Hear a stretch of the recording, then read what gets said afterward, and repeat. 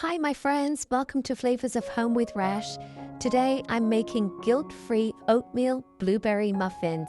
They're gluten-free with no added sugar, but still perfectly sweet. Each muffin has 20 grams of protein, great for breakfast or a little treat anytime.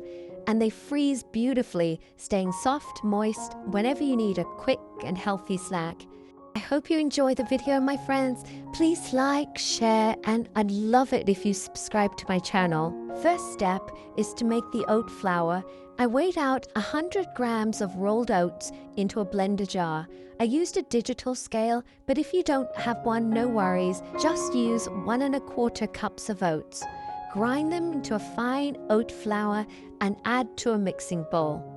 Now for the dry ingredients, add half a teaspoon of salt and 1 teaspoon of baking powder. Next, I'm adding 70 grams of whey protein powder. Give everything a quick whisk so it's well combined. Now for the wet ingredients, add in 35 grams of vegetable oil, 35 grams of melted unsalted butter, 100 grams of whole milk, and 1 large egg at room temperature. Now whisk until it's just combined. I like using both oil and butter. You may ask, why are you using both? Well, butter gives flavor and structure. Oil keeps the muffins soft and moist. Now gently fold in some fresh blueberries. You can also use frozen ones too. Some chopped roasted walnuts and little cubes of cream cheese. As the muffins bake, the cream cheese melts, creating soft, creamy little pockets in every bite. So delicious.